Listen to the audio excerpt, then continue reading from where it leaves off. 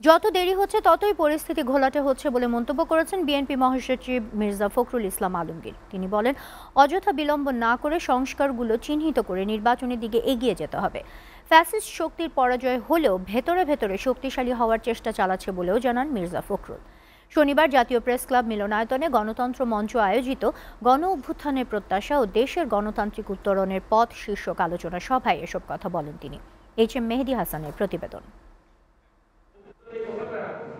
July August অভ্যুত্থানের বর্ষপূর্তি উপলক্ষে গণতন্ত্র মঞ্চের এই আলোচনা সভা। গণ অভ্যুত্থানের প্রত্যাশা ও দেশের গণতান্ত্রিক উত্তরণের পথ শীর্ষক সভায় অংশ নেন বিভিন্ন রাজনৈতিক দলের নেতারা। স্মৃতিচারণ করেন জুলাই আন্দোলনের। অভ্যুত্থান পরবর্তী গণতান্ত্রিক উত্তরণে শিগগিরই জাতীয় নির্বাচনের দাবি করেন তারা। আমরা এখন ভাবছি কার কতটুকু অবদান আর কে কি পেয়েছে। ভাই, শেখ হাসিনা চলে যাওয়ার চাইতে বড় প্রাপ্তি আর কি হতে পারে? শেখ হাসিনার মতো একটা দুর্দণ্ড প্রতাপশালী স্বৈর শাসক যে হেলিকপ্টার করে চোরের মতো বাংলাদেশ থেকে পালিয়ে গেছে, এই গণ অভ্যুত্থানে এর চাইতে বড় প্রাপ্তি আর কি হতে পারে? বাংলাদেশে 24-এর যে গণ অভ্যুত্থান হয়েছে, আমরা কোনোভাবেই চাই না এবং প্রত্যাশা করি না এই গণ অভ্যুত্থান ফ্যাসিবাদ বিরোধী সকল রাজনৈতিক দলের হাত থেকে সরে গিয়ে মুষ্টিমেয় কিছু রাজনৈতিক হাতের দলের কাছে বা গোষ্ঠীর কাছে এটা সীমাবদ্ধ হয়ে পড়ুক। আমরা অপেক্ষা করছিলাম সেই জায়গার জন্য যে ওই মুহূর্ত কখন সৃষ্টি হবে, এবং এই কোটা সংস্কার আন্দোলনের মধ্যেই সেই মুহূর্ত সৃষ্টি হয়েছিল 16ই জুলাই, যখন আবু সাঈদ 2 হাত প্রসারিত করে নিজের বুকে সে গুলি নিয়েছিলেন। সভার প্রধান অতিথি বিএনপি মহাসচিব মির্জা ফখরুল ইসলাম আলমগীর বলেন, অভ্যুত্থানের পর যত দিন যাচ্ছে ততই অগণতান্ত্রিক শক্তি দৃশ্যমান হচ্ছে, বেড়ে যাচ্ছে মব সন্ত্রাস।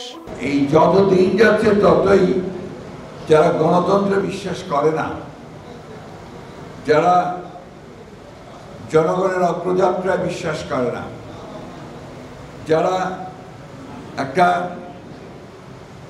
শোষণহীন সমাজ গড়ে ওঠার যে রাজনীতি, সে রাজনীতি বিশ্বাস করে না, তারা আবার জোট পাকাচ্ছে।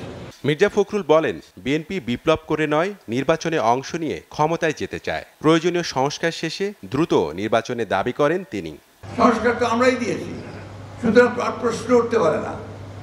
যেটুকু সমস্যা আছে যে আলোচনার মধ্য দিয়ে শেষ হতে পারে। সুতরাং সরকারকে আহ্বান করব, অযথা বিলম্ব সৃষ্টি না করে সমস্যাগুলোকে চিহ্নিত করে রাজনৈতিক দলগুলোর সঙ্গে কথা বলুন, কথা বলে সেই সমস্যা শেষ করে নির্বাচনের দিকে এগিয়ে যান। সেটাই বোধহয় একমাত্র পথ। ৭১-এর মুক্তিযুদ্ধের প্রশ্নে কোনো আপোষ করা হবে না বলেও মন্তব্য করেন মির্জা ফখরুল ইসলাম আলমগীর। 1971 হচ্ছে আমাদের কিন্তু মূল কথা, স্বাধীনতা যুদ্ধ আমাদের মূল কথা, ওইখানে আমাদের কোনো কম্প্রোমাইজ নাই। এইচ.এম. মেহেদী হাসান, এসএ টিভি, ঢাকা।